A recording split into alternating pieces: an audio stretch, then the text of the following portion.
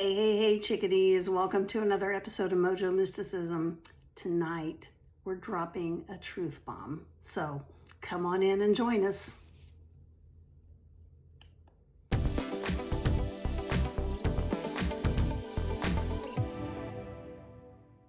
All right, chickadees, welcome in. So today we're going to continue our current 7 energy crescent reading out of the Oracle of the 7 Energies.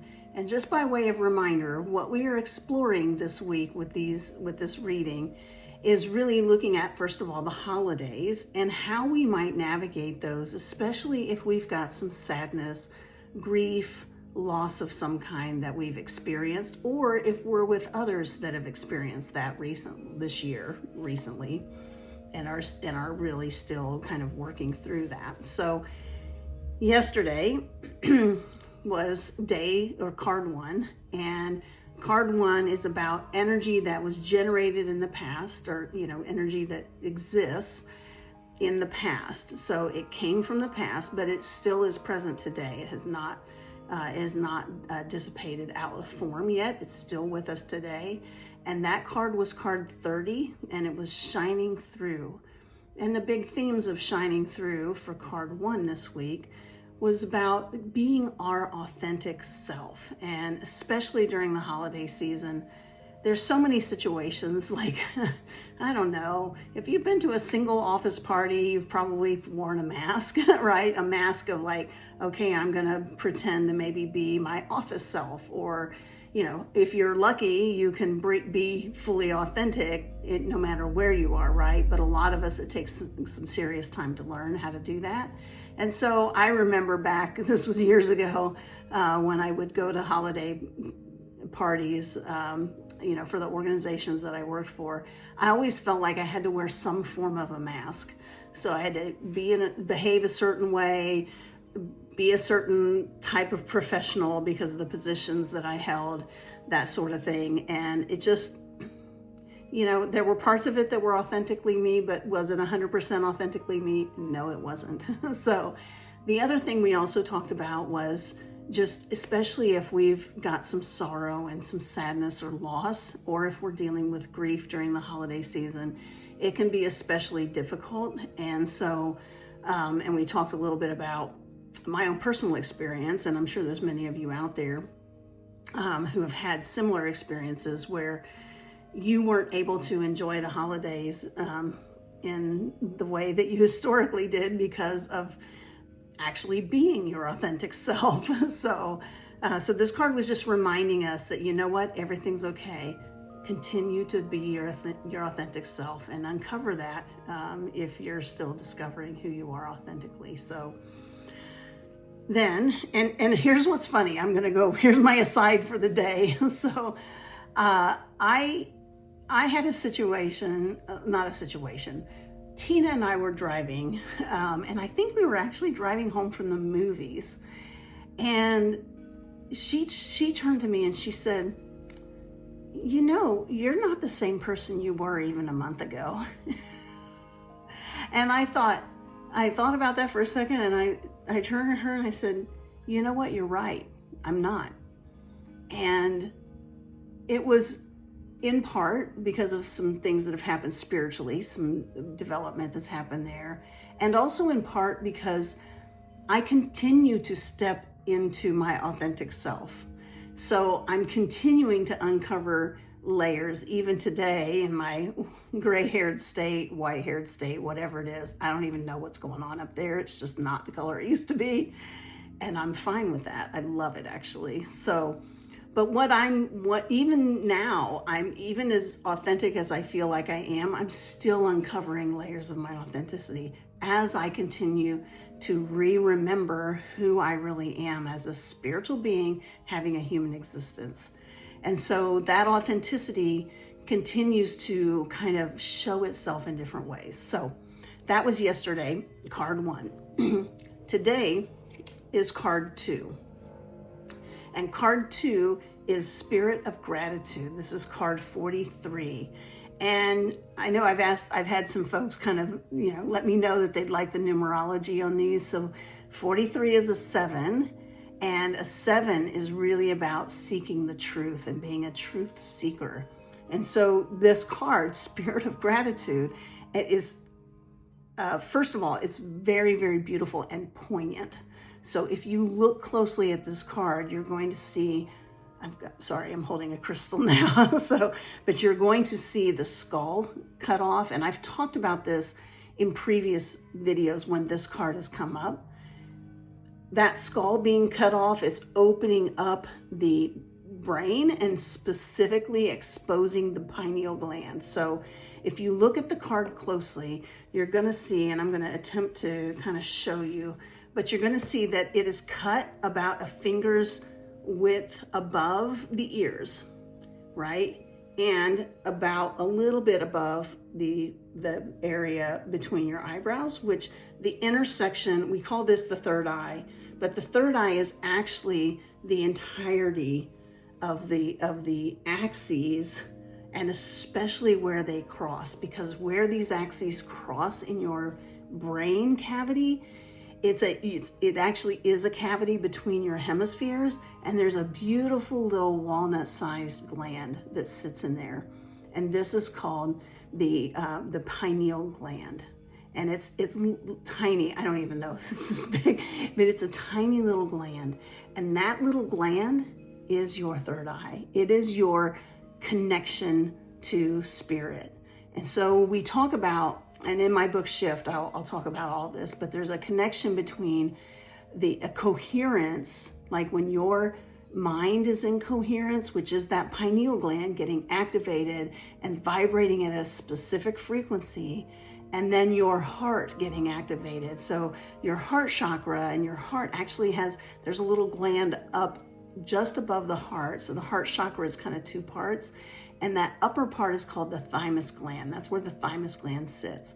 When that is activated at a certain frequency, you have heart coherence. And then when you have your mind activated at a specific frequency, you have mind coherence. And beautiful, beautiful things happen when you have both of these glands activated at a specific frequency. It is your gateway to all things in the spirit world. And it is a beautiful, beautiful experience. So I talk about this in Shift quite a bit. The chapter, I think it's the chapter, I can't even remember it. The chapter is called Getting Glandular in there. So that is, we're talking about the heart coherence, the mind coherence, and then we have a specific meditation that takes you not just from heart and mind coherence, but we go to full body coherence. And it's just really beautiful. I wish I could take credit for it. I can't. It was channeled, so you can thank Metatron for that one. So anyway, but back to the card. But I wanted you to kind of understand why the skull is cut in the location that it is. It's to expose the pineal gland. And there is a lotus flower, which symbolizes enlightenment and awakening, that is in this card as well. So it's a beautiful, beautiful card. And it's deep and rich with symbolism. So thank you, Colette Baron Reed, for the symbolic nature of the artwork that you had done for this card. So thank you for that. So let's talk specifically about the spirit of gratitude and why this is so important. And it's interesting because we're still in this season of closing out a year that ends with 9.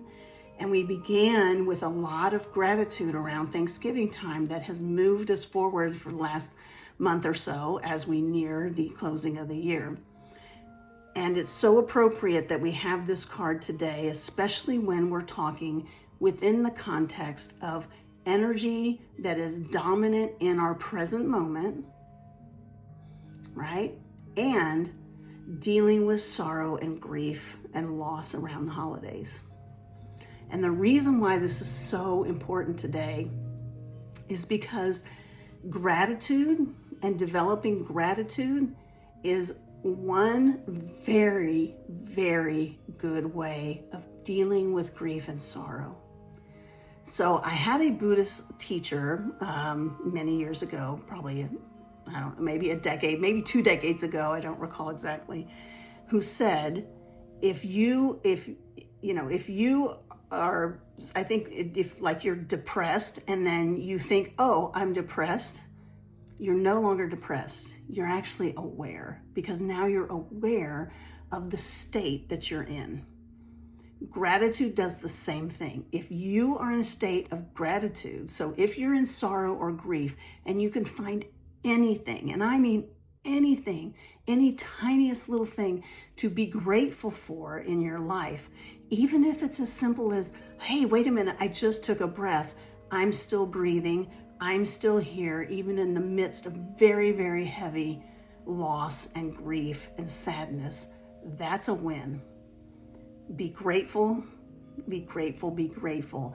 And once you find that you can do that, and you kind of pry open a little gateway to find a way to do it more and more, before you know it, that grief and that sadness and that loss will maybe still be there, but it won't be as strong as it was. And this, I promise you, if you really put your mind to like, I'm going to find anything I can be grateful for. And even if you have to like fake it till you make it, that's better than just hanging out in the grief and the sadness. And we're not trying to push grief and sadness away. That's not what we're trying to do. We're trying to say, hey, I understand you're here to protect me. I understand that you are a natural part of being a human being. And I'm going to also find a way to develop gratitude while I'm feeling these feelings. So let's talk a little bit about what gratitude is, right? So gratitude, it is really connecting with your higher power. That's what it really is. It's really communing with the divine nature of who you are and what exists in all other things. It is confirmation a lot of times that we're not alone, right? So if I'm grateful for, let's say we're having a little bit of a heat, possibly a heat record-breaking Christmas here in a couple of days. So if I'm grateful for a warm day, right? If I'm grateful for that, I realize that, if I'm grateful for that, there might be other people that are grateful for it. And if I'm grateful for, let's just say I'm grateful for a gift that was given to me. Well, I'm not alone in that gift giving. I'm not alone. We're actually not alone in anything, right? The spirit world is there with us in all of it. And usually other people are too. Not always, but usually. So if you can look for things to be grateful about, anything at all, it can help pry the door open. And yesterday I mentioned kind of being disowned by my father and not really having contact with my family for about a decade, the better part of a decade. And during that time, I really struggled at the holidays. And the first couple of holidays, I was having an incredibly difficult time finding anything to that would give me an opening, even a millimeter of an opening through which I could like stick a crowbar and try to pry open a little bit of happiness. And it was after a few years when I did start to feel okay enough where I could actually start to express some gratitude. So, and honestly, a lot of it started with being grateful for my friends who were there for me, being grateful for Tina's family, who I spent the holidays with for most of those years. And then I could find more and more ways, to be grateful. And as I mentioned yesterday, all of that has now come full circle, and we host the holidays at our house. So, which I absolutely love. And so it's really, it's a life-affirming exercise, right? So this is something that it is not easy to do. And I promise you, I've been there where I'm like, I cannot find a single damn thing to be grateful for. Not one.